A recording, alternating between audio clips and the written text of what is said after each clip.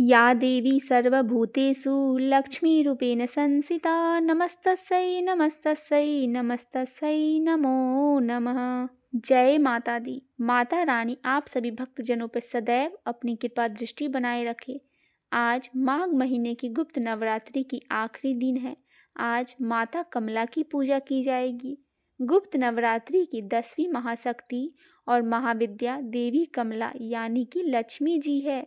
संपन्नता, खुशहाली, वैभव, सौभाग्य, धन, यश की प्रतीक देवी कमला 10वें स्थान पर है। वह परम सौभाग्य प्रदात्री है। जो साधक उनकी आराधना करते हैं वह उनका घर धन धान्य से परिपूर्ण कर देती है। नवरात्रि की तरह गुप्त नवरात्रि का समापन भी श्री कमला की आराधना से होती है।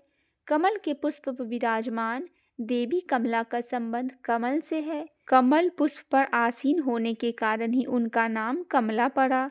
देवी को कमल पुष्प प्रिय है।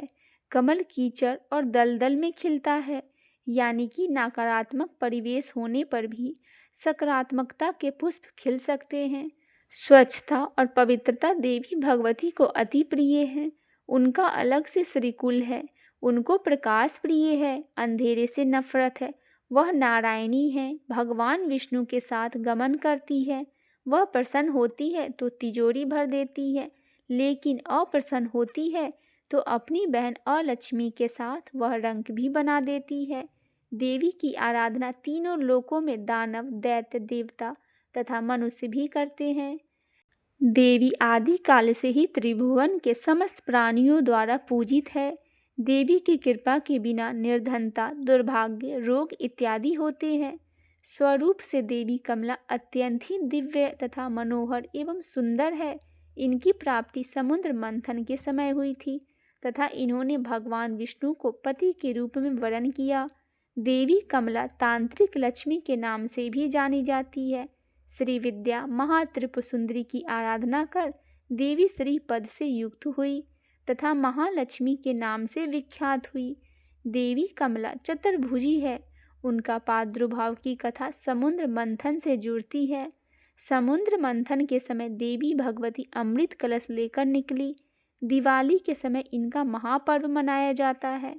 10 महाविद्या में कमला देवी की आराधना के साथ गुप्त नवरात्रि संपन्न हो जाते हैं। वस्तुतः वही अन्नपूर्णा है। सौभाग्य और सौंदर्य की उपमा उनसे ही आती है। आइए सुनते हैं माता कमला की एक पौराणिक कथा। यह कथा बहुत ही रोचक है, जो भगवान शिव व उनकी प्रथम पत्नी माता सती से जुड़ी हुई है। हालांकि उनकी दूसरी पत्नी माता पार्वती माँ सती का ही पूर्ण जन्म माना जाता है। कमला महाविद्या की कहानी के अनुसार एक बार माता सती के पिता राजा दक्ष ने विशाल यज्ञ का आयोजन करवाया था। चूंकि राजा दक्ष भगवान शिव से द्वेष भावना रखते थे और अपनी पुत्री सती के द्वारा उनसे विवाह किए जाने के कारण क्षुब्ध थे, इसीलिए उन्होंने उन दोनों के इस यज्ञ में नहीं बुलाया। भगवान शिव इस बारे में जानते थे, लेकिन माता सती इस बात से अनभिज्ञ थी।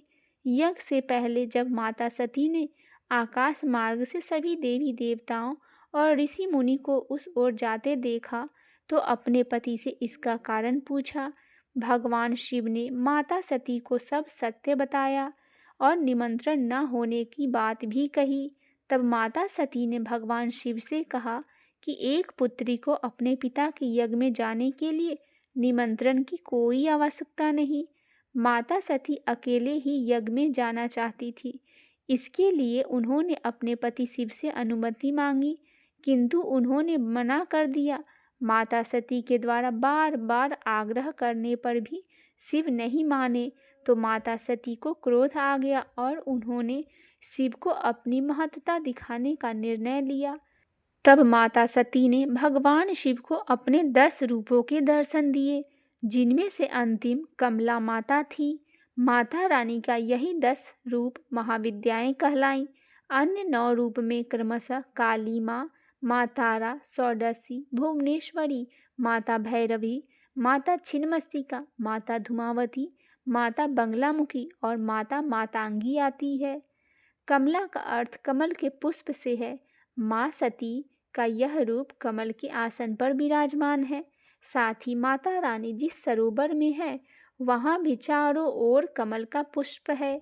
माता रानी ने हाथों में कमल के पुष्प भी पकड़े हुए हैं, जिस कारण उनका नाम कमला देवी पड़ा।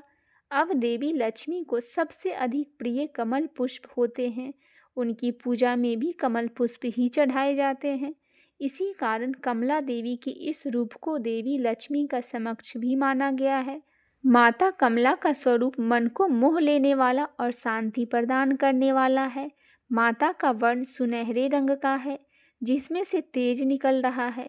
उन्होंने लाल रंग के वस्त्र पहने हुए हैं और कई तरह के सोनों के आभूषणों से सुसज्जित है। माता ने मुकुट पहना हुआ है तथा उनके केस खुले हुए हैं। भगवान शिव की भांति उनके भी 3 नेत्र हैं तथा वे एक सरोवर में कमल के पुष्प पर विराजमान है। माता जिस सरोवर में हैं वहाँ उनके आसपास कई कमल के पुष्प लगे हुए हैं। माता रानी के 4 हाथ हैं, जिनमें से 2 उन्होंने कमल के पुष्प ही पकड़े हुए हैं तथा अन्य 2 हाथ वर और अभय मुद्रा में हैं। माता रानी की दोनों ओर 4 हाथी है जो जल से उनका अभिषेक कर रहे हैं। माँ कमला का यह रूप अपने भक्तों पर सदैव कृपा करने वाला है और उनकी सभी इच्छाओं को पूर्ति करने वाला है। आइए सुनते हैं कमला कवच हिंदी में। लक्ष्मी मेरे अग्रभाग की रक्षा करे, कमला मेरी पीठ की रक्षा करे, नारायणी मेरे सिर की, श्री स्वरूपिणी देवी मेरे सर्वांग की रक्षा करे। जो राम पत्नी अर्थात रामेश्वरी है वह विशाल नेत्रवली योग माया लक्ष्मी मेरे संपूर्ण अंगों की रक्षा करे। वही कौमारी है, वही चक्रधारिणी है, वही जय देने वाली है और वही धन दाता है। वही पास अच्छे मालिनी है, वही कल्याणी है, वही हरि प्रिया है, वही हरि रामा है, वही जय देने वाली है और वही महोदरी है। वही कृष्ण परायण है, वही श्री कृष्ण मोहिनी है, वही महारौद्री है, वह सिद्धि देने वाली है, वह शुभ करने वाली है, वही सुख देने वाली है, वही मोक्ष देने वाली है, वही चित्रकूट निवासिनी है। वही अनपायिनी लक्ष्मी देवी मेरा भय दूर करे, सर्वदा मेरी रक्षा करे, मेरा भव बंधन हटाए।